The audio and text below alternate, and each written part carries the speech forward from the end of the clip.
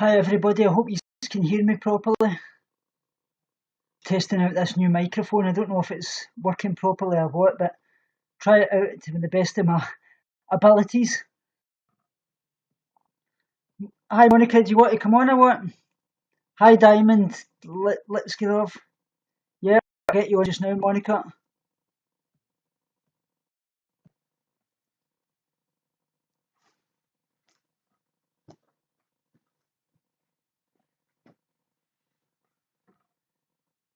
Hi Diamond, let's get off. It was nice to chat away with you earlier on in Isol's chat as well and things like that. Hi, I'm Bongo. Hello, how are you? Hi, how are you? I'm good. Can you hear me? I'm cold. It's really cold. Can't hear you properly, Monica. Nothing's coming through. Let's see. I was just messing around with the sound. Hold on. I might have... Did that help it? Can't hear you, Monica. Hold on a second. Can all you guys hear me properly at all? I can hear you. Where's the... That's it now. You can hear me now? Yeah, I can hear you now. Oh, I was just about to type in there that I would log the off and back on. How are you doing? Yeah, fine, thanks yourself. Oh, I'm doing well. I've been kind of worried about you, though, honestly. Oh, I'll get there, honestly. It's just a kind of rough time of year, but it's just got to keep pushing on. There's nothing else for it. Yep. Just got to push through. It's hard. My eating disorder specialist told me basically that if they see even a pound of weight coming off next week or anything, that I would be admitted to hospital right away because they would be worried that basically it was going to be the same as every other year, that I would relapse kind of thing, and they weren't willing to let it go this time. So that's good at least. I know that, but it won't happen. Oh my goodness. So when is your next appointment? Tomorrow. Tomorrow? Oh, wow. But I've got a busy day today. I've got the baptism at the church and things like that as well. So I've got all that to get through as well. So those are always fun. Like you've shown your church in your vlogs before, but I never could tell what type of church. It looks Catholic to me.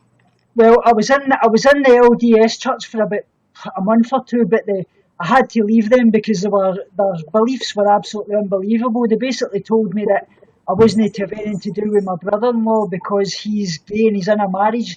They said that I was to disown him or choose him or the church. So I told them absolutely no way. And the kind of things they were believing in, like they believe that God lives on a planet called Kolab and he's got a wife. And basically, if me and you, if we follow their beliefs, we can become a god too.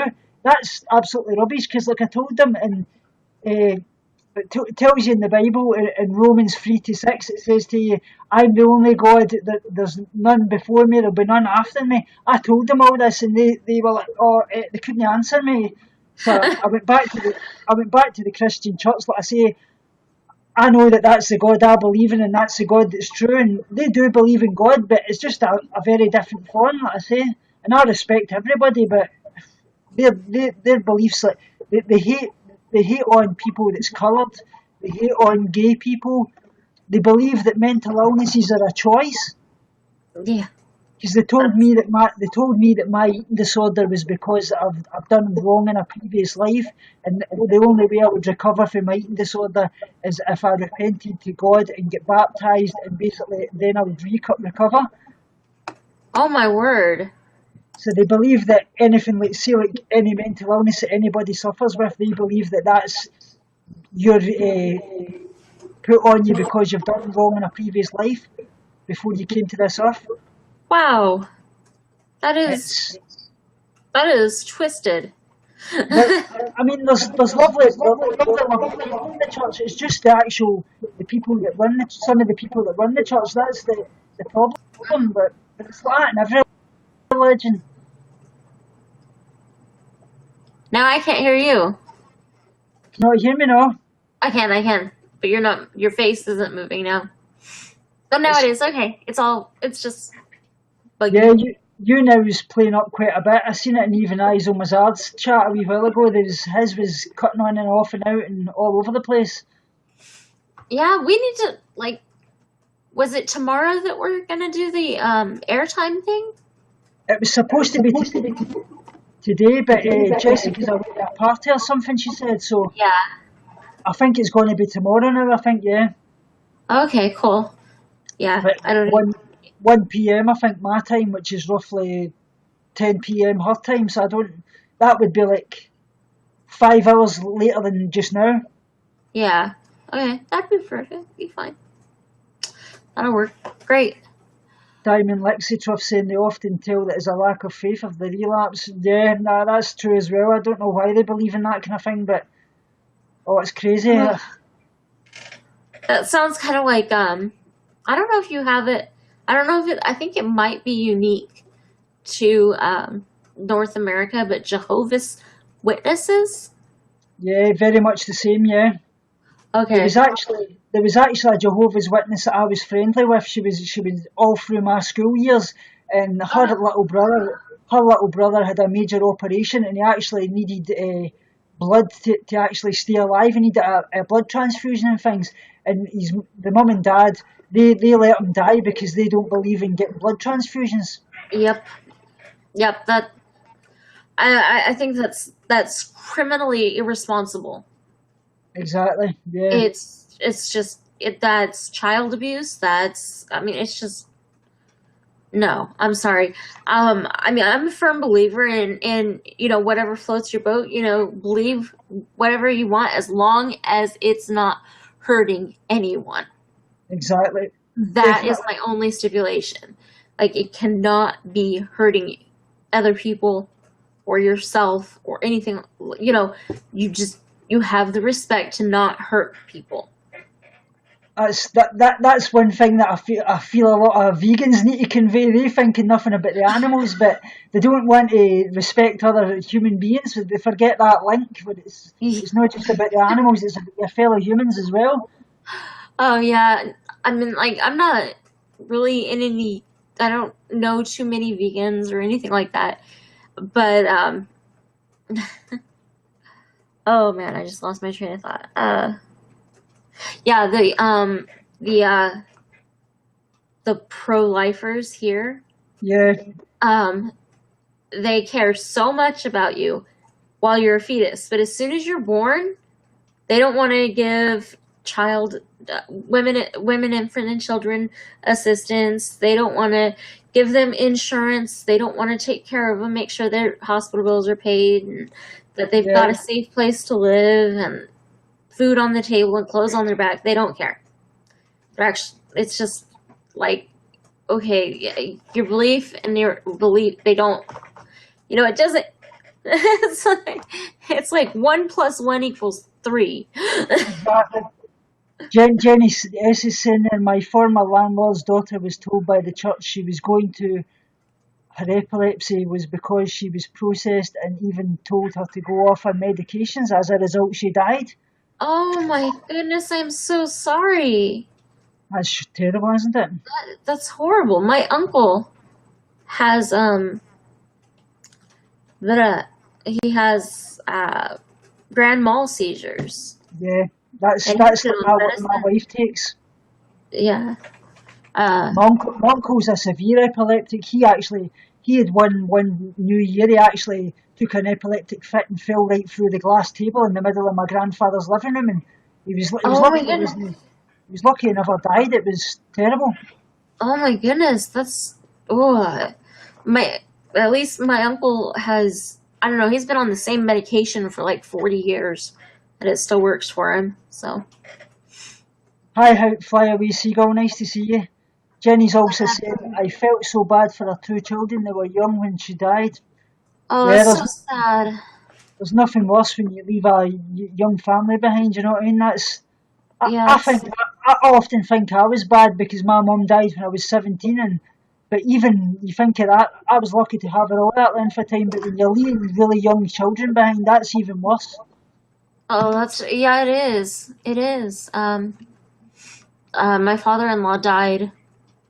I don't know. I don't want to bring it back to me, but like, um, well, but my sister-in-law was only 15, and that was horrible. Yeah. That was, or was she 14? I don't remember precisely, but that's just so hard. Oh my gosh, my heart just goes out to you. Exactly. Like, It's life's that it seems to hit the hardest to the good people, as the saying goes, isn't it? You often yeah, wonder that. only the good die young, right? Well, that's what they say, isn't it? It's very, very true in some ways, I suppose, as well. Yeah, yeah. That's just so sad. I'm just. My mom has epilepsy, and I don't know if something like that happened to her. Yes. That's- They say these things can actually run in families and that as well, which is, yeah, yeah. I mean, that makes sense. A lot of stuff does. I mean, I know that my mum's breast cancer, it run right through the female side of her family. The only one that hasn't got it is the only sister that's left in my mum's side of the family is my Auntie Morig. But my mum's mother, her grandmother, all the way through, every single one died with breast cancer. Yeah, that's horrible. That's My, my, definitely my Auntie genetic. Morig, my Auntie Morig had actually been told not that long ago that she was actually to have a double vasectomy, kind of a mastectomy, I should say, on her breast to basically stop that from happening. But she doesn't want to go ahead with it, which I think in some ways is a bit silly because Yeah, I mean, I. I know obviously that a lot of women don't want to get it done because it makes them feel less a woman, and I think that's what a lot of the problem is with Manti Morig, and I totally understand that. But at the Yeah, end of the end of the day, you can get breast reconstruction and things, and the most important yeah, thing is our long term health, not yeah, about looks. yeah. I mean, I would do it. I would definitely do it if I got breast cancer. I mean, I know it. I have too much to live for. But no, breast cancer runs in my family, and like I've actually had to think about that for quite a bit. If like it ever happened, I just want them to take them both. I don't want to have to deal with Yeah, it relapsing every 3 years or whatever. No way, no way at thanks, all. Jenny. Yeah, but I've got actually get my mum's birthday on Wednesday, so I'll be probably going down to the graveside and I'll maybe do a bit of I'll maybe vlog that and show the kind of people making doing to put the flowers down. I just hope I don't get upset and things as well, but yeah, aw. we'll see how it goes. I wish But I could be there with you for you. You know what I mean? I've got a busy month next month as well, on top of the obviously with the anniversaries of my mum and dad's death. But I've actually got I'm campaigning at Parliament for the One Kind Animal charity as well that I'm working with as well. So that's basically it's a vegan charity about animal cruelty and things. They're doing a lot at Parliament for obviously fox snares and ending the culling of seals and animal cruelty to dogs like the tail docking and things like that. And Oh, obviously try to stop the if you can see here the ending the circus animals and things like that. oh yes, I won't even go to a circus. I won't even go to a zoo. Like I So hate that. that's a charity there. That's it. Oh my gosh, you need to. Yeah, So I'm going to start doing a lot of things about that on my channel and things like that as well. yeah. You should tweet the link. You should Yeah, I will tweet do. it and Instagram it and all that to where you can buy that stuff. Definitely. Because I'm sure that stuff goes to the charity, right? Or to the Yes, cause. that's what it is. The actual website is www.onekind.org. I'm gonna check that out. I'm gonna check that out. Yeah. I want to show you my puppy because she came in here Yes, but Maddie, come here. Come here, Maddie. She's like, I'm napping. Come here. Watch this. And here she is. Come here. She's all better. Like oh, that's great. her paw It's all better. I'm just so happy. Oh, she's lovely. She's my little baby. She's virtually the same colour as Fudge, really, that kind of golden colour. Yeah. But, He's actually just come up just now here. When he must have heard me speaking about a let's dog. see him. Here he's here. Oh, hello. You're a cutie. Oh my goodness. I want to pet you. He likes me to death when he comes up. He loves the camera. He loves being in the spotlight. That's awesome. Oh my gosh, he's so pretty. Oh, he's very lovey. How old is he? He's just coming up in 2.5. Oh, okay. Yeah, that's fun. Maddie is coming up on 10. Right, yeah. Yeah. The oldest dog we've got is Beethoven. He's 13. Is what? My Which one dog, is that? my dog Beethoven. He's a mix between a St Bernard Collie cross. Oh, so the little one. The Right? really big one. The really big one. He's really? he's a big. He looks like a big collie. I don't know if you've maybe not seen him on Well, camera. I mean, I've he seen gets kind of pictures. separated from other dogs. Yeah, I've seen pictures on Instagram that Yeah. you posted, but like I it takes me a while to like recognize name with pet, you know. Like, for some reason, my brain has a disconnect. I do the same thing with people though, so. I get this, like, I don't know if you get it, it's like brain fog. Sometimes I'm going to say something and I just think about it and it skips away from me. Yeah. Oh, which reminds me, like when we were talking about the mastectomy, the double mastectomy, Yeah. like I know that a lot of women here in the US, and it's probably all over the world, but if they get a double mastectomy, they actually get tattoos. Like I've seen that quite a lot. yeah, I think that's a really good idea. Molly is like Fudge. She likes to be on camera too whenever I Skype. Yeah, oh my gosh, that's funny. Yeah, Maddie's like They love asleep on my They arm. love the camera, I think, you know what I mean? Yeah. Well, Maddie is with me always. She's just very attached. Very attached.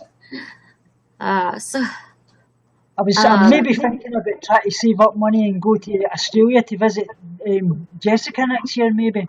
that would be so cool. Oh my goodness. We were talking about it, if I can try and save up my money every month or maybe get there next year, but we'll see how it goes. Oh my gosh, that would be so much fun. You guys Definitely, would yeah. just have a blast. I'd love to meet you one day as well. That's another one of my dreams. That's 2 things I want to get off the bucket list, definitely. Oh, that'd be so awesome. Yeah. We're trying to build a travel fund so Yeah. that we can go someplace new every year. We're trying to get into that, like, trying to put money away every month for and do like a really cool trip 2 weeks out of every year or something like That's that. it.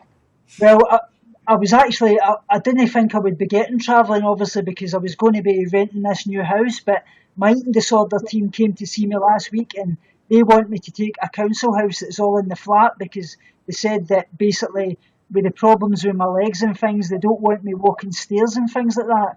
Uh-huh. So I've now to take a council house. It's all going to be on the flat, and so I'll only be paying money each month to that. So that's going to save me a hell of a lot of money each month. You know what I mean? Wow. I mean, you froze up now. Oh, no. There you go. Okay. I mean, it's kind of scary that you're limited, but it's really cool that it's going to save you money. Yeah. Well, it's the house that we're getting is going to be really good because it's going to have a walk-in shower, everything like that. Only difference is it's not going to have as many rooms, obviously, but it's all for the better. And the most important thing is I do what they say, and that's Yes. the most important thing. Yes, that is. And by the way, you still have to make one of those recipe videos for like I see what you post on Instagram and it makes me hungry. Yeah. I actually done a recipe video last week. It was for a Thai mango curry that I done. I posted I that didn't see up. that. Yeah, I need to look. Was that? Curry. I love curry. Thai mango curry, and I've got another one that I'm uploading next week. It's going to be a kind of colourful curry. It's going to have like peas, chickpeas, sweet corn, onion, different things like that. And now you've got me wanting curry. I'll probably just cook up some jasmine rice and make a curry paste. I like that. So That would be nice. Hope you enjoy it in Australia. I wouldn't live anywhere else. Yeah, Australia's lovely. My family actually stay out there. They stay in Brisbane in Queensland, so that's where they stay. Queensland Caboolture it is. how's your wife doing? Yeah, well, she's having a bit of a rough time. Like I say, she's going through this double incontinence and things at the moment because of her ovarian cancer and things. But we went to see the specialist last week, and they're talking about doing a thing each month where she needs to go into hospital, and they insert a needle through her stomach, basically to put in a kind of catheterization thing. So she'll need to get in every week per month kind of thing to get that done. So we'll see how that goes, but they're going to try it out. If they have to do that, are they going to make a port so that they don't have to keep making? I think that's basically what they'll do. Oh my gosh! Well, I tell her I'm like always thinking of her. I mean, That means the world. Thanks very much for that. She really appreciates that. like I've seen her post on Facebook a few times that her knee's been bothering her, and Yeah. I don't know what to say because like I've never really actually met her, you know.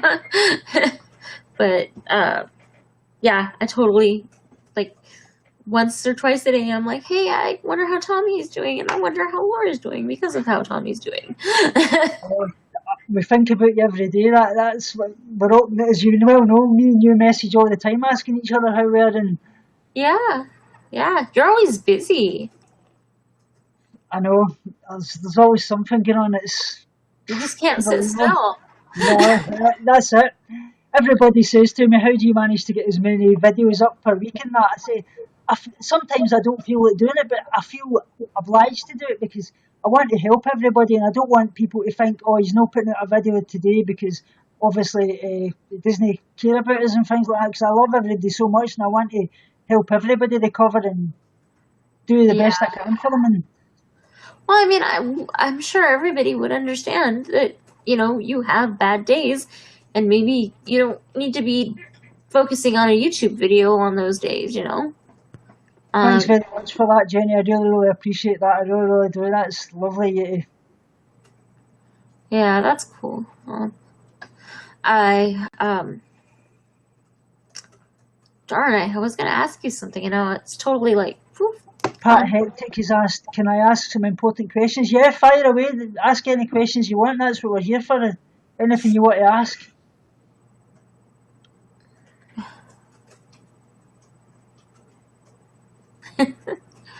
Takes a while to type sometimes. Yeah, I'm actually reading the new Harry Potter book. I don't know if you've read that. The Cursed Child? The Cursed Child. I've just started it. The day it came out on September 1st. I read them. Yep. Okay, if you only have one limb, would you prefer an arm or a leg? I would prefer an arm. Yeah, an arm, definitely, because that way you can always in walk. A wheelchair, you can reach for stuff, you can still do things. Definitely. Yep. My dad actually had to have an amputation in his leg and things, and obviously he was wheelchair bound because of his stroke and that, and the amputation through diabetes. And like I say, with an arm, at least you're still mobile, you can do a lot of things, but obviously with a leg, it's a whole different matter. So definitely an arm. Yeah. I didn't know your dad had diabetes. Yeah, he actually had started when I was born, and he'd been going to the doctors for a bit, roughly just when my mum was having me, and he kept getting diagnosed as having urine infections. And actually, my gran kept telling the doctor, oh, I know it's diabetes, she says, because diabetics radiate a sweet smell from them when they're diabetic. She recognised this because she had suffered with her brother in the past having diabetes. She knew that. The doctors didn't listen. And then one day my dad came in to visit my gran, and he collapsed in the house, and he was in a coma for 3 months, and it was actually diabetes at that point, and they didn't think he was Yeah. actually going to come out of it. Yeah, both my parents are diabetic, and my mom has gone into 3 diabetic comas. Wait, dog's jumping all over the place. Dog's going mental. He's jumping all over the place here. Well, both my parents are diabetic, and my dad's insulin dependent. And my mother has had 3 diabetic comas. And it's scary stuff. Yeah. Yeah, I mean, But, like, you can get because ketone of that, poisoning and yeah, because of that, like, they keep really good tabs on, they check my A1Cs and my glucose levels, like, every time I go to the doctor. yeah. And I was just wondering if you had any type of genetic diabetes. Yeah, it runs right through my dad's side of the family. I'm the only one that's actually skipped. But when I was in the hospital not that long ago, when I took my relapse when my dad died, my blood sugar was all over the place, and they tested me and they said, "Oh, you're diabetic." And then, but later on, I actually petered out, and I'm not diabetic now. But at that point, they thought I was. So, look, but they do say it does skip a generation. But basically, what they told me, that I would probably not be diabetic, luckily enough. But it may happen, just can't say for certain. But if I was ever to have kids, which will only happen now, as you well know, obviously because we can't have kids, but it would basically they would probably Yeah. be diabetic. Yeah. Judalicious, thank you very much. She's much better now. But, Saying like, you were just, mum was diabetic. She came close to a coma a few times. Very scary stuff.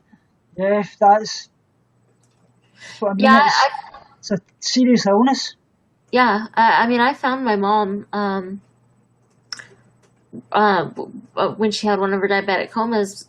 She was just at home. My dad was at work, and I happened to go by the house, and I could not wake her up when the ambulance came and took her blood sugar. Yeah. We use a different level than most of the world, I think. But anyway, basically, anything under 60 is really scary. Yeah, Hers was 8. that's terrible. That yeah. Yeah, it was bad. But you were talking about how it skips a generation and all that. Well, like, bipolar in my family Yeah. has never missed a generation. Well, that shows you, doesn't it? Yeah. Yeah. Judalicious saying, yeah, Australia is different measurement to the USA. Yeah, you guys, you measure milligrams per liter, and we do it per milliliter. Right, yeah. So, yeah. But oh my gosh, I'm cold. I've got a blanket like on my lap. I'm so cold. But my husband thinks I'm crazy, so he won't let me turn on the heater. He says it's not that cold. So somebody actually sent me a great thing last night. I was talking on my last Younow about how basically when you're in eating disorder recovery, they don't allow veganism, which is very, very true because a lot of people do use it as a mask for their eating disorder.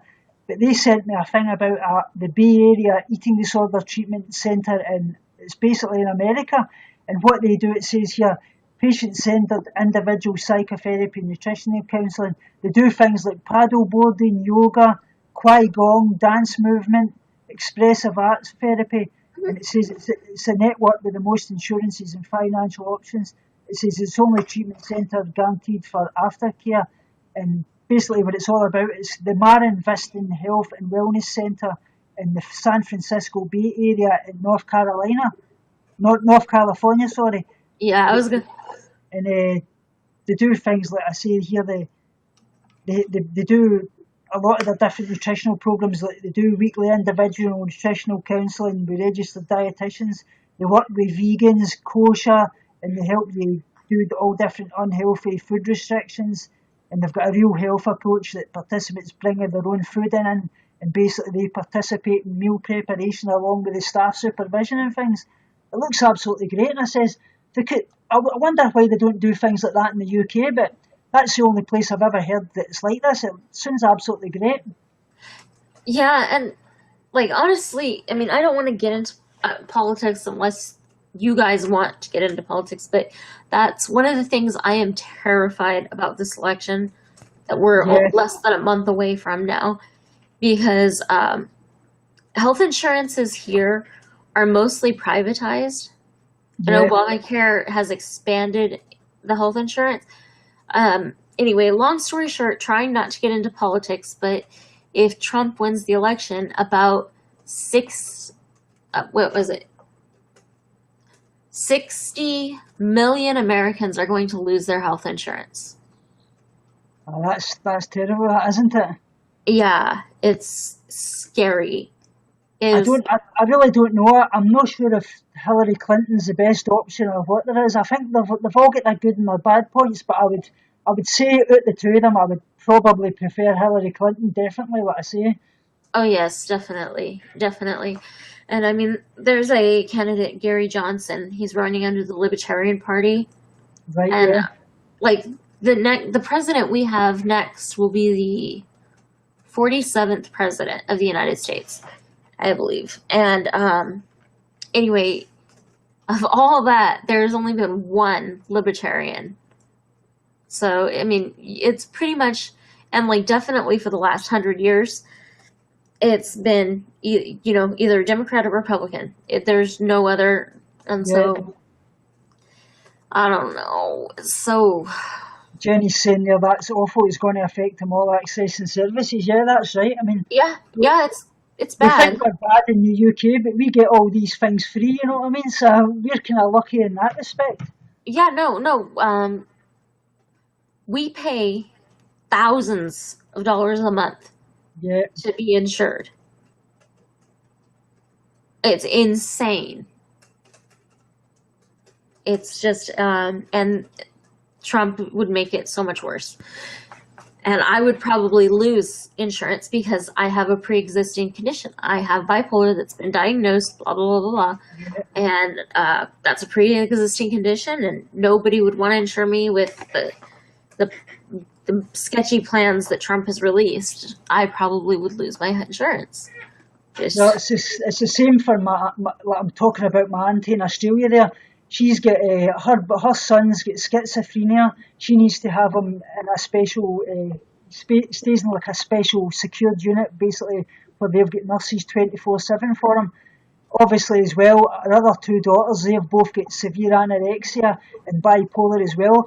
She's absolutely nearly went bankrupt trying to fund their treatment every month. I mean, it costs her thousands and thousands and thousands, you know what I mean? Yeah, over here, people, I mean, it's more than bankrupt. They will go beyond bankrupt into severe debt, and then they will not be able to continue the care, and they'll end up homeless and dead on the streets. It's just, it's scary stuff.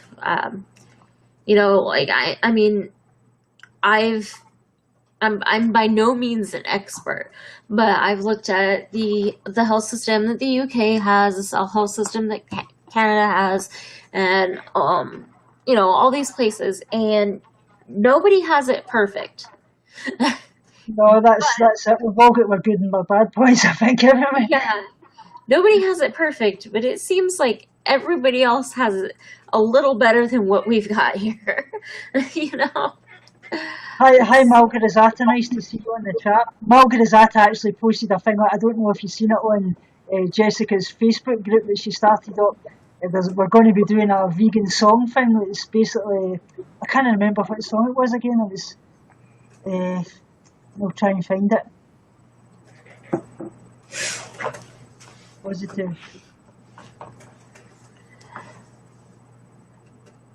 Yeah, it's basically, we better shape up. It says, vegan friends, they're multiplying, and this makes me full of hope, because the power they're supplying is electrifying. We better shape up, because we need each other. Veganism is set on you. We better shape up, better understand. To our hearts we must be true. So much good for us to do. You're the one veganism wants. You're the one who wants. Veganism wants. When veganism wants, the one it needs. So yes, indeed. If you're filled with affection and you care for the animals, veganism is a direction in this world. We better shape up, cause we need each other. Work together to bring the change. We better shape up if we're gonna end suffering that's not justified. Are you sure? Yes, I'm sure. Deep down inside. I That's love quite it. good. I love So it. we're basically, yeah, we're basically all be going to make a video of that, and it's basically Jessica's going to make it a collaboration type thing as well. So it'll be great. I Not am. that I can sing very great, but I try my best. It doesn't matter. Sing loud and sing proud, right? Yeah, I don't think Simon Cowell will be sending me the audition for the X Factor and things like that, mind you. But I was just kind of like going over everything in my head, and you've said in a lot of videos, but I don't think I've ever heard you explain it fully. yeah, Is that you go before Parliament? That sounds pretty yeah. interesting. And you definitely need to do a video on that, like I the do whole. that. I do that every year. It's roughly about April each year for the Eating Disorder Awareness Week, where you go to Parliament and it's all the different healthcare professionals for all the different units and things like that, psychiatrists, eating disorder care support workers, basically sufferers of eating disorders, and obviously like your carers, which could be your wife, your family, parents, anything like that. And basically what I do is I go in front of Parliament and I tell them basically my experiences of treatment in the community and obviously inpatient and how they can improve it and things like that. And we all speak out about our stories and things like that, how our eating disorder started and things. So I done it last year there, I done it the year before, and I'll be doing it next year again. So That's really neat. That's really pretty cool. it's brilliant. But the only thing is, obviously, you're not allowed to record inside the Parliament because that's illegal. That it's all policed and things like that. Yeah, They search you when you get in and things, but it is radio. They do like over radio and things like that as well. But if the TV is going to show it, it's on live TV and things. So what I might do this year, if they show it on live TV, I'll actually get a recording off that and post that as well. that'd be cool. That'd be cool. Yeah. But like I say, next month I'm actually at Parliament for the One Kind Animal charity, so I'll be at that. So that's at the Scottish Parliament. So I'll be canvassing for that, for the animal cruelty, for the vegan society and things. So I might get some of that done. How far do you have to travel for all that? It's about an hour and a half train journey, so it's roughly about 100 and odd miles roughly. Okay. That's in And you it's in said you take a Edinburgh. train? Yeah, Edinburgh. Yeah, you get the train from Glasgow to Edinburgh. Oh, cool. Yeah, people here drive a lot more than I think most other places in the world.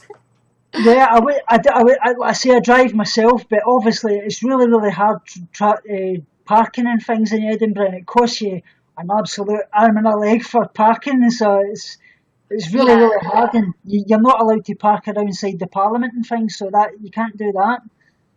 Yeah. Well, I mean, it's just not an option here. Like, you cannot get from point A to point B without, at the very least being on a chartered bus. Yeah, It's, I don't know. I've always been like, someday I really want to go to Japan and get on one of their, oh yeah, their, that'd be amazing. I done that in Hong Kong when I went to Australia. I stopped off at Hong Kong and I took that big underground train that they've got that goes up on the skyline. oh my God. It was amazing. Oh, that's so cool. That's so neat. Yeah, that's definitely. I want to get on one of those really fast bullet trains. Yeah, that's what I went in. It was absolutely Oh, great. I'm like, yes, I want to do it. Actually, what I was going to tell you when you were talking about books there, my friend that's a Reiki healer, she does a lot of spiritual healing and things. She gave me this book. the Tibetan Book of Living and Dying. It basically tells you about how you don't actually lose your parents and things like that, or any family member, that they're only in the next room, and it's absolutely amazing. It's by Sogyal Rinpoche. If you look that up, it's absolutely amazing book. It's basically to tell you about it. It's an acclaimed spiritual masterpiece. The Tibetan Book of Living and Dying is a manual for life and death and a magnificent source of sacred inspiration from the heart of the Tibetan tradition. It says it delivers a lucid, inspiring introduction to the practice of meditation, to the nature of the mind, to karma and rebirth, to compassionate love and care for dying, and to the trials and rewards of spiritual path. The jewel of the Tibetan wisdom is a division of spiritual classic of our times. It says it's won a lot of great awards for the Mail on Sunday. It says it's brilliant. Beat the Observer, all different things, and it's won a hell of a lot of awards. So I thoroughly recommend that. It's a really, really good book. I'll have to, my books are usually ebooks, but I'll have to look that up on. You get it on ebook. Get it on ebook as well, actually. Yeah. I could go to the bookcase behind me and pull off some ones for bipolar that have gotten me through a lot. Well, the ones that I actually get for my eating disorder and things is I've got this one here by Jenny Schaefer. That one, Life Without ED. She's an award-winning specialist book writer. She does a lot. That book basically tells you about how you can take back your eating disorder voice. So if the eating disorder voice tells you to do such and such, you counteract it. And it's great. She gives her life story and everything on it as well. It's brilliant. Okay. I'm going to pull one up on my phone because I don't even know where the book is. That's the second one of her books, Goodbye ED, Hello Me. That's the follow-up to it. That's basically when she starts to recover, basically taking on a new life and things like that. And it's really, really good.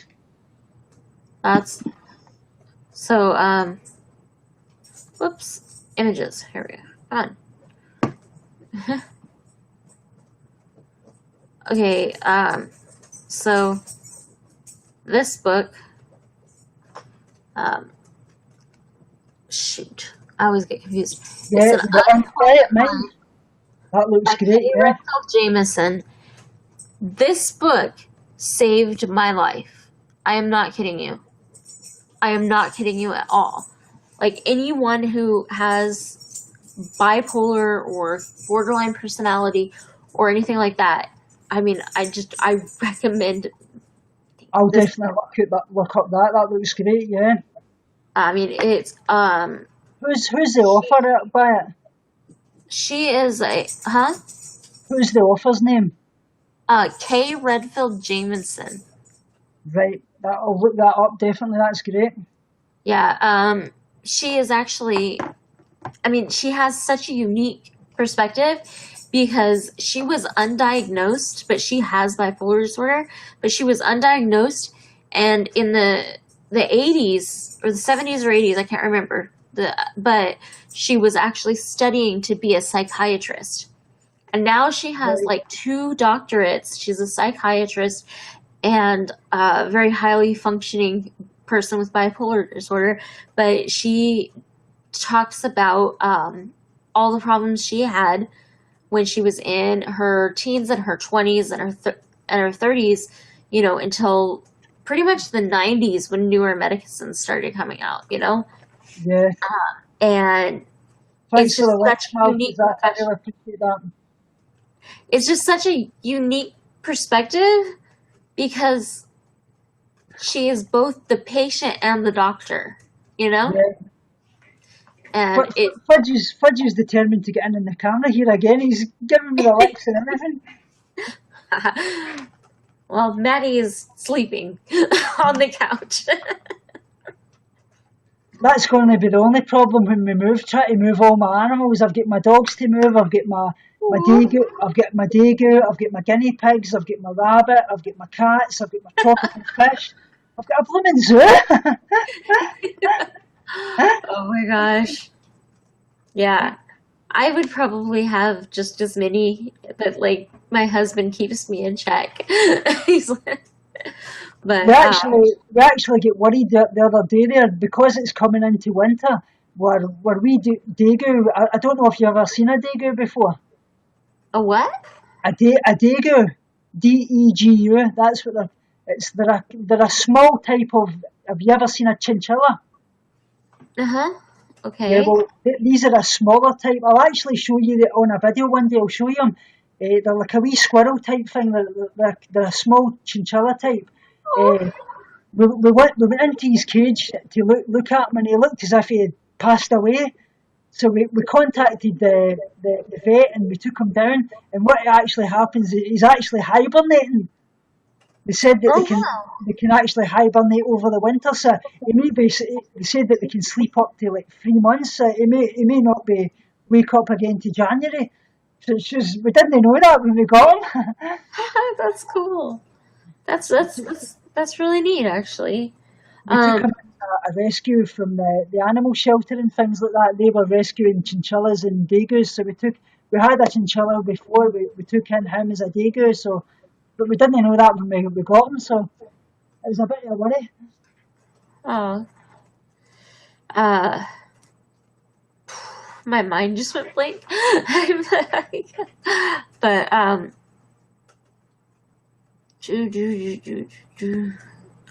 I was gonna ask you something, and I just I don't know. Uh, I don't know. I'll come up with it again later. I get that often. I think about what I'm going to say and it just slips my mind. Yep. Yeah. I don't know. Oh yeah, I was gonna ask you because you said the winter was coming and it was hibernating. I was gonna ask you like, how bad do your winters get there? Do you get a lot of Really, snow? really bad. They're saying actually in the weather report last week there that we're going to get 4 months of Arctic weather, basically snow and ice and things like that. The So how? worst we've had it is about minus 12. Oh my, that's chilly. That's a little cold. Just a bit. But That's for some reason, us in Scotland, we're used to it. You mean people come here in our summer and they think it's absolutely freezing because our summer's like 13 and 14 degrees at the most. But we're used to the minus weathers. I'm converting that because I'm horrible and I don't know it.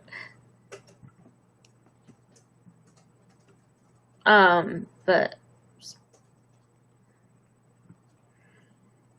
hmm. Anyway, like no, how? So you get snow and ice, but like how?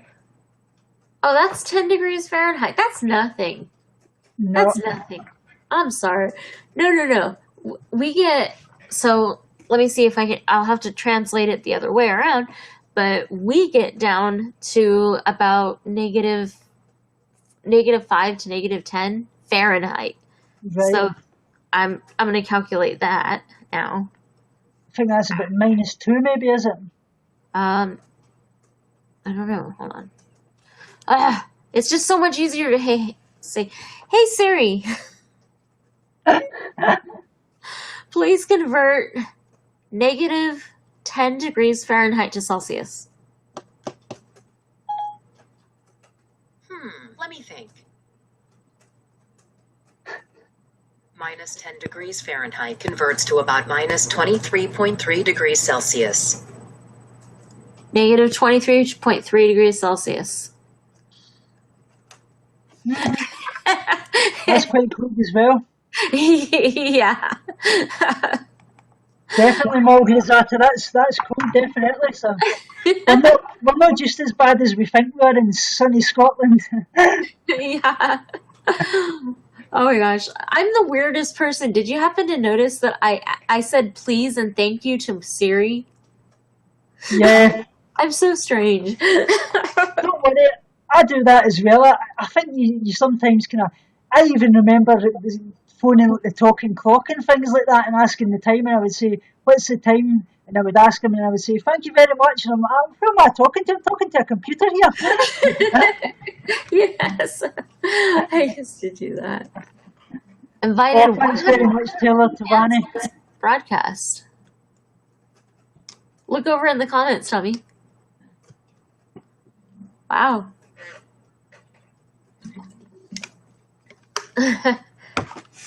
Yeah, it gets really cold, and we get, I don't know, we'll get up to like 3 feet of snow. So hey Siri. Hey Siri. We get the same. We get really, really bad snow, to say the least. But I think Please convert 3 feet to meters. they say that the climate's changing a bit, and we are getting hotter weather even in the winters and things, which has never been known in Scotland, but it's definitely happening. I mean, usually this time of year it's absolutely freezing at this time of year. Now we're getting like 15, 16 degrees upwards, so it's getting a lot better. Oh, that's not too bad at all. People who don't believe in global warming are idiots. Oh, definitely. But you wonder as well, are we actually destroying the world? I think that's what we're doing slowly. You know what I mean? That's one thing we don't seem to realise, that we're destroying the world.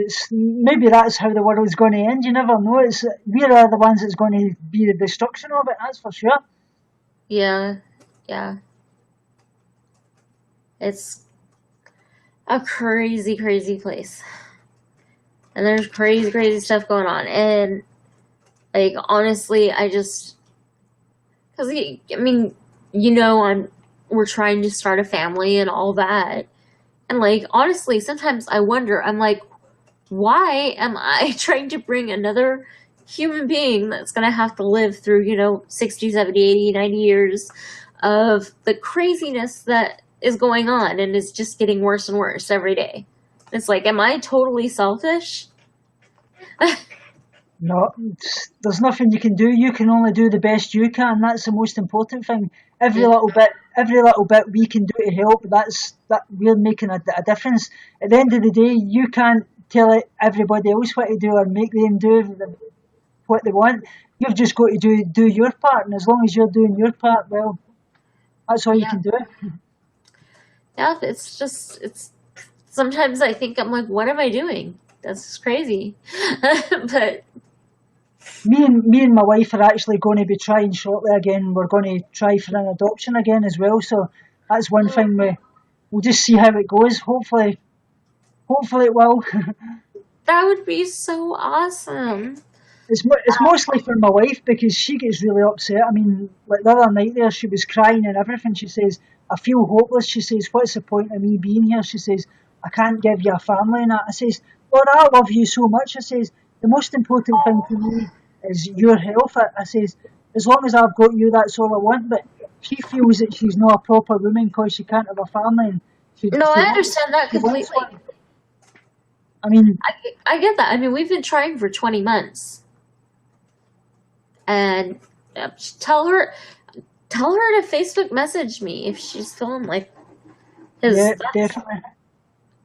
But yeah, I would go through the adoption route again. But my husband, he's just he's like once bitten, twice shy, I guess is what you'd say. I can understand, yeah, because like I say, that last time that we tried for the adoption and the person came out to visit us and things and that, and the way he said it to Laura, you don't say this to anybody with cancer, but he turned around and he says, you're a great parents, you would make great parents, he says, but at the end of the day, I can't give you a child, he says, because of you with your cancer, he says, you might not be here to live 6 months down the line.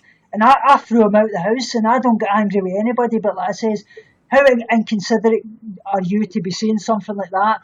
I says, at the end of the day, my wife is in remission, and for you to turn around and even say to her that she may die with cancer, I says, that is absolutely beyond a joke.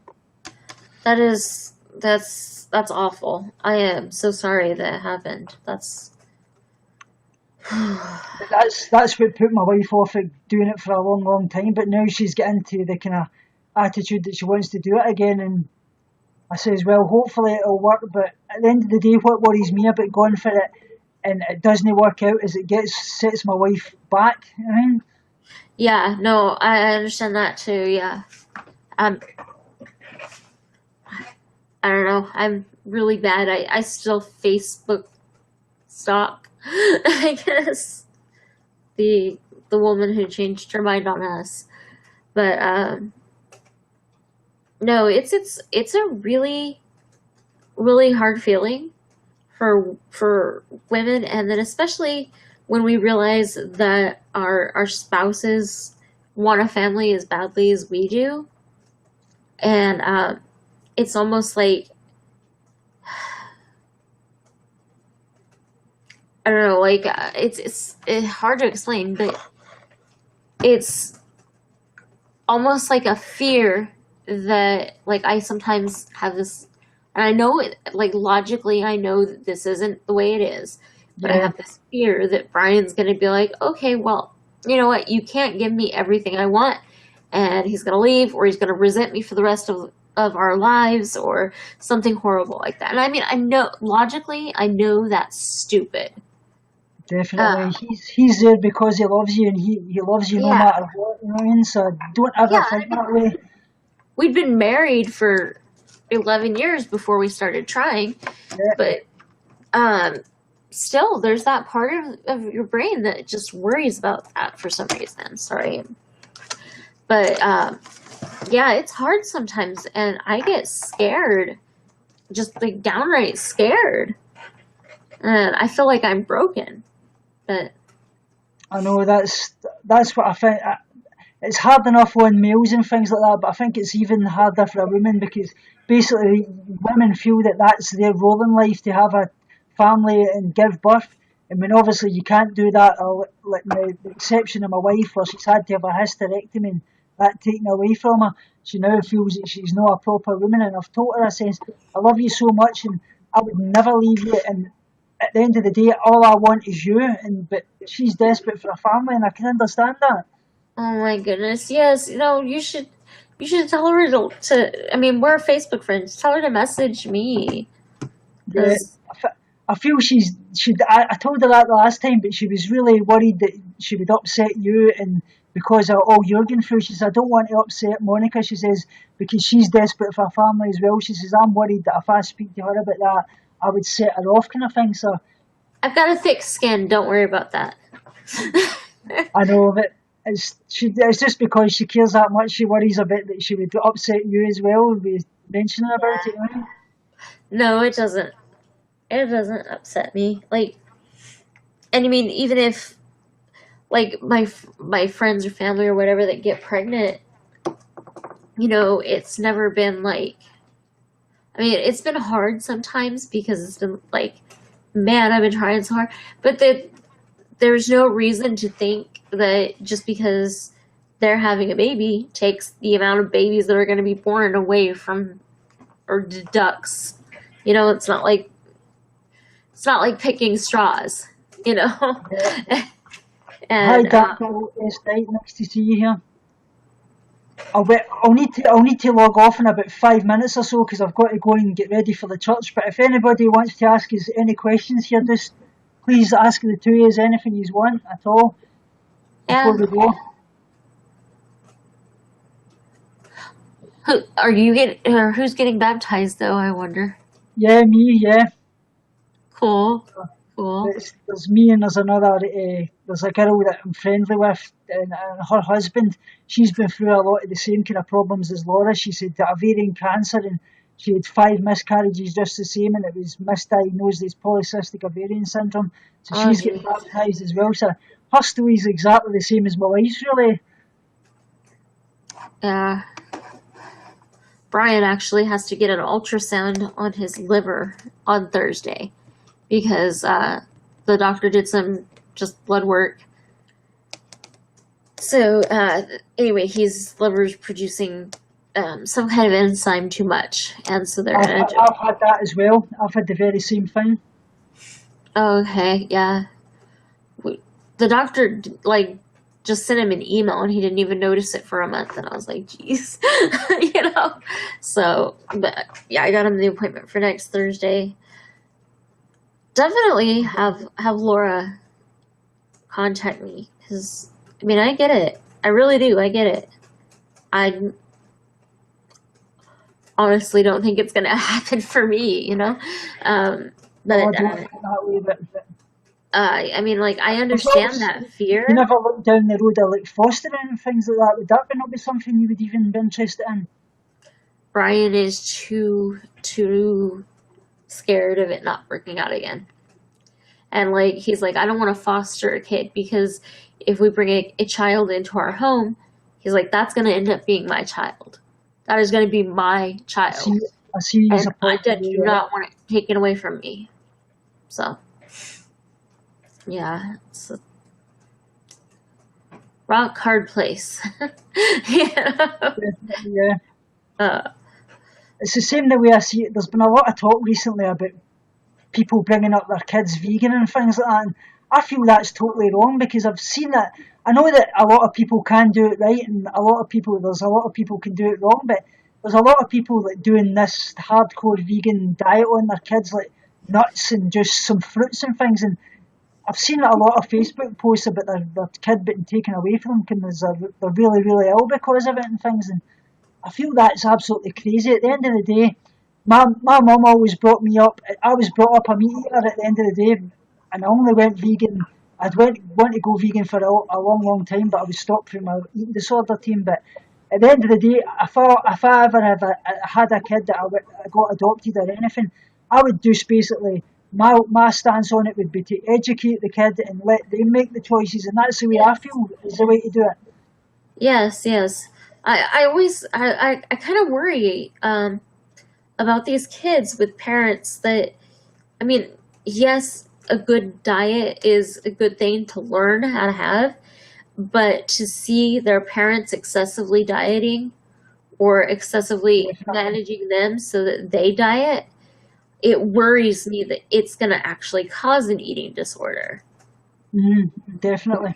I mean, when you see your mom say, oh, well, if, that hamburger or that whatever is just, it's just horrible and you're a horrible person, you're just going to get so fat and it's going to do the, like my mother-in-law was telling me that eating cheese was going to make me oily and greasy and sticky inside and all this. I was just like... It's the same way anything. It's everything you enjoy in moderation and exercise with it, and you'll never get fat doing it that way. I mean, that's what I think a lot of it these days is. When we were younger, we were always out playing and things like that, but nowadays kids are always stuck on computers 24/7 and that. I know! They're not even going to know how to talk to one another. Exactly. I mean, like, think about certain professions like acting or, doctors or where they actually have to get up and talk to people or express themselves without a phone or a tablet or whatever. Agreed. Definitely. It scares me. They're lacking some serious skills now. But I was brought up in a time where there was no computers, no mobile phones, no anything. I remember the first computer I ever had was a ZX Spectrum, and the first mobile phone I had was like an absolute brick. It was about this size. Yep, me too. Yep, you're only... You're things only have changed. 2.5 years older than me. Yeah, 1980, so my birthday's shortly. 37 will be next year, January the 12th. Oh, January 12th. Okay, well, and you're actually 3 years. I'm April 29th, and I'll be 30. I'm 33 now. Oh, my wife's 42. She turns 42 in July 17th there, so. My husband, I robbed 5.5 years difference. I robbed the cradle. My husband's a year younger than me. Well, my mum was actually 10 years older than my dad. Well, see, that would have been very illegal because we got married when I was 20 and he was 19. So if there had been 10 years, he would have only been 9. Well, my mum and dad get married. My dad was 23 and my mum was 33 at that point. So, yeah, that's not too bad. Like, the only time an age difference really starts to bother me is especially when it's like a really young person with a very much older person. Like Donald Trump with his young wives and things like that. yeah, like say a 23-year-old with a 51-year-old. It's just I'm like there's something wrong with that 51-year-old because they shouldn't. I mean, you're in such a different place in your life. You can understand with these multi-millionaires with their young girlfriends because at the end of the day, let's be honest about it, they're only marrying them for the dollars. That's true. But it does worry me sometimes. I get scared. So it's been great speaking to you, and I'll need to go and get ready and things like that, and it's been absolutely great. I'll send you the link for that book because it's really awesome. And, thanks very much. And give Laura my love. And I really appreciate that, and I hope you have a lovely day. I hope you do too, and have a wonderful baptism. I can't even remember mine because I was that this big. Thanks very much, Monica. It was lovely speaking to you. It was lovely talking to you. I'll talk to you later. Bye. Bye.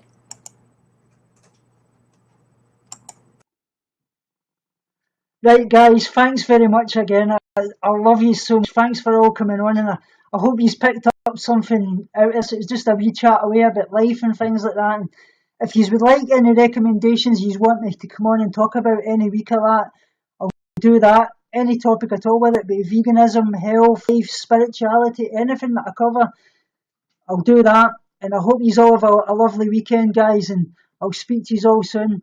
Remember, binge on life, purge negativity, and starve guilty feelings.